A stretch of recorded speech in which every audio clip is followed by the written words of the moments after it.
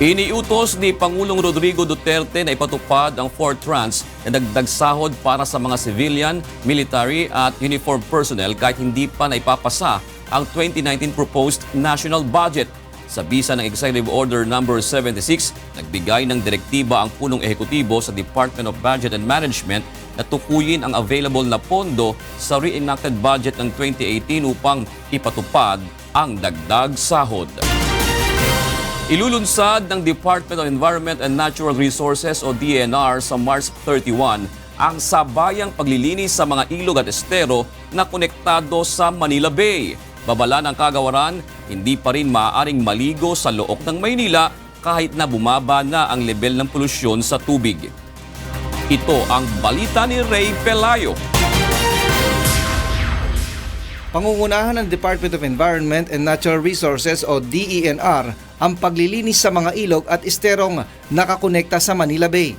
Ayon kay DENR Undersecretary Jonas Leones, sabay-sabay itong uumpisahan sa March 31 sa mga pangunahing ilog gaya ng sa Marikina, Pasig, Tulyahan at Parañaque. Yung river systems natin, yung mahaba. Yung nakadikit doon sa river systems, yun yung mga esteros. So, yung mga esteros, yung river system will be clean. Ang mga ilog at estero anya ang pangunahing nagdadala ng basura at iba pang polusyon sa Manila Bay, kaya't dapat muna itong unang malinis. So, we believe that we cannot clean Manila Bay unless we clean also the sources of pollution along these river systems. Isasara naman ang 2 sa 3 outfall o labasan ng tubig na nasa pagitan ng US Embassy at Manila Yacht Club. Lalagyan ito ng sewerage treatment plant para matiyak na malinis na ang tubig bago pakawalan sa Manila Bay. Patuloy naman ang ginagawang dredging o paglilinis sa nasa 4 na metrong kapal ng burak o latak na naipon sa Manila Bay. Pag-aaralan din kung may heavy metals ito gaya ng mercury. Pag na-accumulate sa body mo yan, it will take years before it is eliminated with your body. Ipinagbabawal pa rin ang paliligo sa Manila Bay bagamat napababa na ang level ng polusyon dito. At yun lang ang sabi ng aming sekretary. Pagka na-fit ang water for swimming, ang unang lalangoy doon kami daw. But hanggat hindi pa kami lumalangoy doon, talagang walang dapat mag-swimming doon. Maglalagay naman ng pansamantalang sanitation facilities para sa mga informal settlers o squatter sa tabi ng Manila Bay para maiwasang magtapon ang mga ito ng basura sa tubig. Ray Pelayo, UNTV News and Rescue, Quezon City.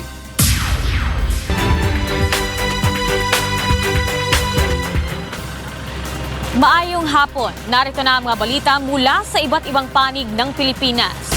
Magsasagawa ng cloud seeding operations ang Bureau of Soils and Water Management sa ilang lugar sa Negros Occidental na apektado ng El Nino. Ito ang balita ni Elaine Moreno. Naglabot na sa 15 milyones pesos o kung masobra 4 kagatos ka hektarya sang humayan sa Negros Occidental ang apektado sa El Nino phenomenon halin Enero hasta Pebrero subong nga tuig. Wala pa labot diri ang halit sa malapad nga katamnan sang tubo nga padayon pa nga ginakolekta sa DA ang aktual nga presyo sang halit. Bango diri magalunsar sang cloud seeding operations ang Bureau of Soil and Water Management sa pila ka banwa sang probinsya. Kaupod ang mga banwa nga pagahiwatan sang cloud seeding ang Kawayan, Ilog, Pontevedra, Cadiz City, Caguimamaylan City. Pila sa mga ginabasihan sa BSWM sa pagpili sa mga lugar ang pagnubuo kung kulang sa supply sang tubig kalaparon sa mga naapektuhan nga pananom.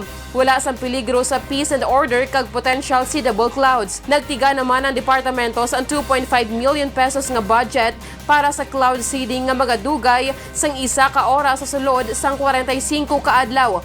Samtang sa paglibot sa mga tinawo sa Department of Agriculture, kadaman sa mga apektado nga pananom ngang natukiban nga nagasalig lamang sa tubig ulan bangod nagnubo naman ang supply sang tubig sang National Irrigation Administration bangod sang tag-idinit. Mga rainfed areas na sang affected. Kung may mga komunal, abi nga inang mga gagmay nga mga rivers lang balang source, tapos sinadivert na siya through small dams. So may nagbuobing water level. So may mga service area, sila part sa service area hindi na malambot. Elaine Moreno, UNTV News and Rescue, Negros Occidental. Idineklarang 100% tobacco-free ng Department of Health ang ilang local government units, government offices at hospitals sa Caraga Region. Bunsod nito ay paigtingin pa ng DOH ang kanilang anti-smoking campaign. Ito ang balita ni Raymond Octobre. 19 ka local government units, government offices ug pampublikong ospital sa Caraga Region ang gihatagan ng pasidungog sa Department of Health isip 100% nga smoke-free subay sa Red Orchid Awards 2018. Usa sa mga nakadawat sa maong pasidungog ang lokal nga panggamahanan sa Hinatuan, Surigao del Sur. Aminado si Mayor Shem Garay sa Hinatuan nga naglisod sila sa pag-implementar sa anti-smoking ordinance gumikan sa mga mulo sa mga apektado nga negosyante. Bisan taman, nagmalampuson sab sila gumikan sa dili nila pagbutang og smoking areas og sa sulod lamang sa balay pwede nga manigarilyo ang mga lumulupyo. Nga ang kita sa taxes sa tobacco mas dako pa ang gasto nga ginagasto sa gobyerno kadtong mga nagasakit na mga cancer, mga lung cancer, labi na po sa mga bata. Sa ikaapat nga tuig nakuha sab sa halos tanan nga presohan sa BJMP Caraga ang smoke-free government office. Matod pa, hugot ang ilang ginahimong inspeksyon sa mga mobisita sa mga piniriso. Bawal sa pagbaligya og mga sigarilyo sa sulod sa mga presohan. I invited you guys to come and visit our jail facility para actual na makita ninyo kung ano yung changes ng mga mukha ng mga client namin. Sumala sa Department of Health Caraga, nagunak sa ilang basihan aron mahimong smoke-free ang usa ka opisina, ospital ug lungsod. Kung hugot ba niining na implementar ang ordinansa ug polisiya, kalabot sa pagbawal sa pagpanigarilyo, ilabi na sa mga public places. Ingon man, ang paghatag niini og mga programa sa mga tawo nga makatabang sa pagpaundang sa makadaot nga bisyo. We need really to acknowledge, affirm, and identify those strong advocate and leaders for a smoke-free environment. No, really to protect the health of our own people, no, and in the community. Sa datos sa DOH, lakip sa mga nagunang sakit nga hinungdan sa pagkamatay sa mga Pilipino kansang tungod sa pagpanigarilyo. Raymond Octobre, UNTV, News and Rescue, Butuan City. At yan ang ating mga balitang Promdi. Ako si Debra Veral. Mayong hapon. Arestado sa isinagawang buy-bust operation ng Quezon City Police District kaninang madaling araw ang mag-live-in partner na hinihinalang tulak ng shabu sa Cubao. Ito ang balita ni Asher Cadapan Jr. Sinalakay ng mga pulis ang bahay ng mag-live-in partner na umano'y nagbebenta at gumagamit ng shabu sa kanto ng 18th Avenue at 1st Camarilla Street, Barangay San Roque, Cubao, Quezon City, pasado alas 2 ng madaling araw kanina. Target ng operasyon sina Ermalin Quinto alias Gagay, 28 years old, at ang live-in partner nito na si Armando Aguilar, 31 years old. Isinumbong ng mga kawani ng barangay ang umano'y talamak na iligal na aktibidad ng mga suspect sa kanilang lugar. Mga watchlisted po ito at katunayan nga po ito noong 2016 ay nag-surrender po ito sa Oplan Tokhang natin. Anyet ganun pa rin, imbis na tumalima doon sa ginagawang pagbibisyon nila at pagbibinta ng illegal na droga ay patuloy pa rin. Bunsod nito, agad na nagsagawa ng buy-bust operation ang mga tauhan ng Cubao Police Station laban sa mga suspect. Nagresulta ito sa pagkakaaresto sa mag-live-in partner na nakuhanan ng 17 sachet ng hinihinanang shabu na tinatayang nagkakahalaga ng 8,500 pesos. Tumanggi namang magsalita ang mga suspect kaugnay sa alegasyon. Maharap ang mga ito sa kasong paglabag sa Comprehensive Dangerous Drugs Act of 2002. Patuloy pang nagsasagawa ng follow-up operation ang pulisya laban sa hinihinalang supplier ng mga suspect. Asher Cadapan Jr., UNTV News and Rescue, Quezon City. Mahigit 160 kilo ng shabu na nagkakahalaga ng mahigit 1 bilyong piso ang nasabat ng Philippine Drug Enforcement Agency o PDEA sa dalawang magkahiwalay na operasyon sa Muntinlupa City kahapon. Unang nagsagawa ng buy-bust operation sa isang mall sa Zabote Road ang PDEA kung saan 3 drug suspects ang naaresto. Sunod na nagsagawa ng buy-bust operation ng mga otoridad sa Ayala Alabang Village kung saan isang lalaki ang naaresto at nakuha ang 82 pakete ng suspected shabu. 4 ang naaresto sa dalawang operasyon. Ayon sa PDEA, patuloy silang nakikipag-ugnayan sa mga village homeowners, lessors at condo owners dahil sa sunod-sunod na mga operasyon kung saan nagrerenta ng bahay sa mga high-end subdivision ang mga sindikato at ginagawang warehouse ng kanilang iligal na operasyon. And for the news abroad, catastrophic floods in the Midwest have caused widespread damage in Nebraska and Iowa. Leia Panganiban reports. Severe flooding caused by rainfall and melting snow devastated farms and towns in Nebraska and Iowa on Tuesday, leaving at least 4 people dead and causing hundreds of millions of dollars in damage. The floods, which followed a powerful winter hurricane that clobbered the region last week, inundated stretches of the 2 states, known for their agricultural industries along the Missouri River. The water swamped homes, covering about a third of the U.S. Air Force Base and cut off road access to a nuclear power plant. About 74 Nebraska cities declared states of emergency. More than 600 residents were evacuated and taken to American Red Cross-operated shelters. Vice President Mike Pence inspected the destruction across the Midwest on Tuesday, after Nebraska, Iowa, and Wisconsin declared states of emergency. It's just the best of America. I mean, this shows the heart and the heartland when hard times strike. It shows the character and the compassion of our communities. Nebraska officials estimate more than $1 billion in flood damage for the state's agricultural sector so far, but the number is expected to grow as floodwaters recede. Nebraska officials estimate the floods have caused $553 million in damage to public infrastructure and other assets, as well as $89 million in privately owned assets. Leia Panganiban, UNTV News and Rescue, USA. Indonesia is stepping up its search and rescue operation for people missing in floods. Meanwhile, the death toll in Mozambique after Cyclone Idai hit the country could rise significantly according to the Red Cross. Details in this report.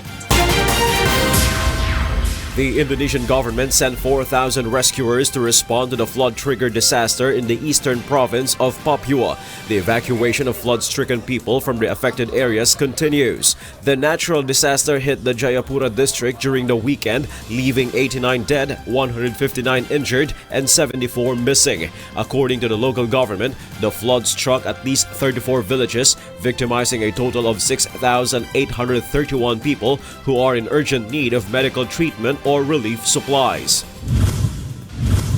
The number of people killed in Mozambique by powerful storms and floods across southeastern Africa is likely to rise significantly according to the Red Cross. Rescue crews are still struggling to assess the devastation caused by Cyclone Idai, which swept in at speeds of up to 170 kilometers per hour from the Indian Ocean late last week, hitting Mozambique, then its inland neighbors Zimbabwe and Malawi. The official death count in Mozambique stands at 84. A total of 98 people were confirmed dead and more than 200 missing in Zimbabwe. At least 10 migrants died when their boat sank off the Libyan coast near the western town of Sabatra on Tuesday.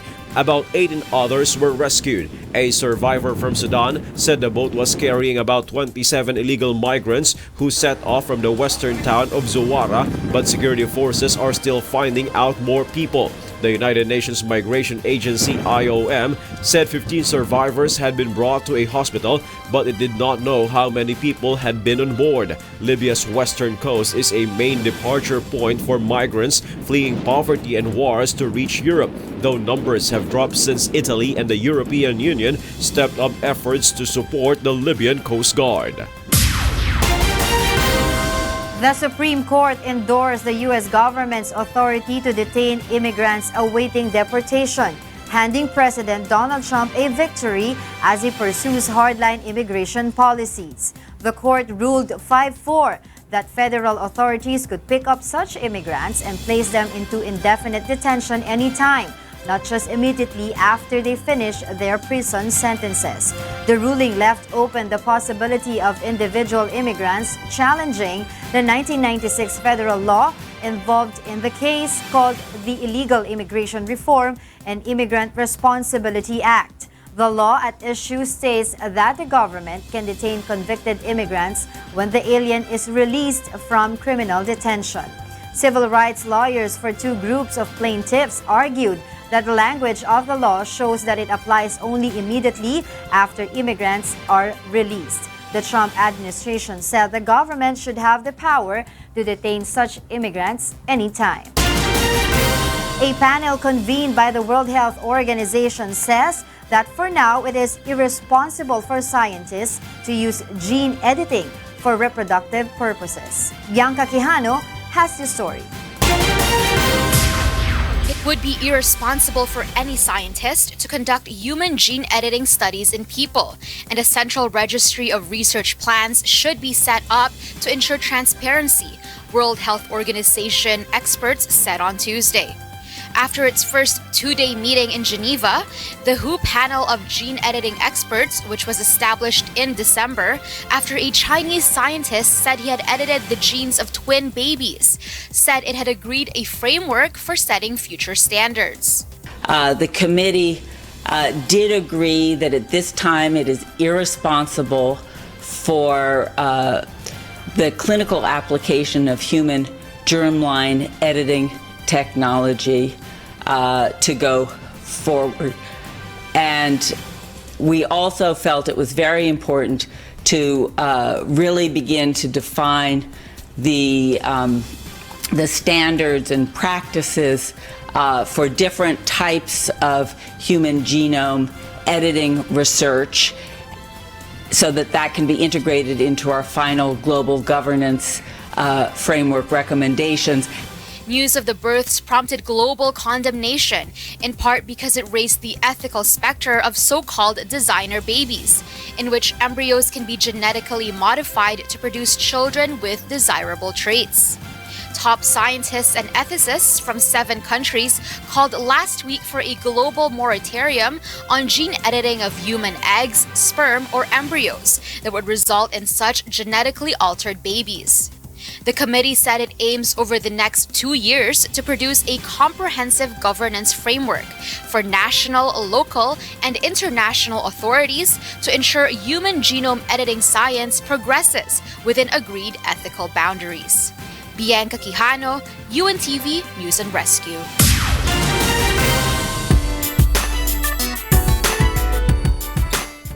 Umalis na ng bansa ang tinaguriang Asia Soul Supreme na si KZ Tandingan para sa Supreme Concert nito sa Dubai sa Biyernes. Excited na si KZ na makita at makapagtanghal sa mga Pilipino doon.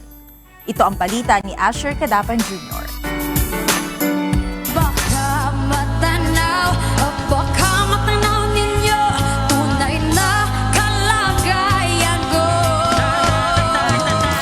Maraming napukaw sa kakaibang boses ni Dabawenyo singer KZ Tandingan kung kaya naman tinagurian itong Asia Soul Supreme. Sa performances nito sa iconic Wish Bus, milyon-milyon ang nanood at humanga sa one-of-a-kind renditions ni KZ. Umabot pa ng halos 60 million views. Ang isa sa mga Wish-exclusive music video nito, ang performance niya ng awiting Two Less Lonely People in the World. There's two less lonely people in the world, and it's gonna be fine. Out of all the people in the world, I just can't believe you're mine. Kasabay ng pag-angat ng career ng Dabawenyo singer ay ang pagnanais ng kanyang fans na masilayan ng live ang kanyang mga performances. Kaya naman isinagawa nito ang serye ng mga concert sa iba't ibang bahagi ng bansa at maging sa ibayong dagat. At matapos ang matinding paghahanda, excited na tumulak patungong Dubai kaninang umaga si KZ para sa unang bahagi ng international leg ng kanyang Supreme Concert. Tinatayang nasa kalahating milyon ang populasyon ng mga Pilipino sa Dubai. Siguro isa din yun sa reasons ba't hindi ako nakatulog. Kasi sobrang excited na kaming mag-perform para sa mga kababayan natin sa Dubai. Kasi first leg ng Supreme. Hindi pa man natatapos ang kanyang concert ay nagpasalamat na si KZ sa suporta na ibinibigay sa kanya ng Wish 1075. Every step ng preparation, sobrang involved ang Wish sa concert. So, sobrang na-appreciate ko yun. Kasabay sa pag-alis ni KZ ang ilan sa mga special guests sa kanyang Supreme Concert sa Dubai na sina singer-songwriter TJ Monterde at Wish Covery Season 2 Grand Champion Rhea Basco na excited rin sa kauna-unahan niyang pagtatanghal sa labas ng bansa. Kakapanalo ko lang po sa Wish Covery Season 2, tas parang wala pang 1 month. Pupunta na po ako ng Dubai, so sobrang nakakagulat po. Pero super excited din po ako. Ngayon excited kami kasi syempre unang international tapos syempre Dubai pa. Dami ating kababayan Pilipino doon kaya excited kami. Inaanyayahan ni KZ ang kanyang fans at music lovers sa Supreme Concert nito sa Dubai World Trade Center Arena na gaganapin sa Biyernes, March 22, alas 7:30 ng gabi. Sana po ay magkita-kita tayong lahat dyan sa Dubai World Trade Center sa March 22. Asher Kadapan Jr., UNTV News and Rescue, Philippines. At yan ang naging kabuuan ng ating balitaan ngayong gabi. Aming inilahad ng buong katapatan kung paano namin nasaksihan. Kayo'y makapagtitiwala na ang aming nakita at narinig, ang aming ibinabalita. Magandang gabi po.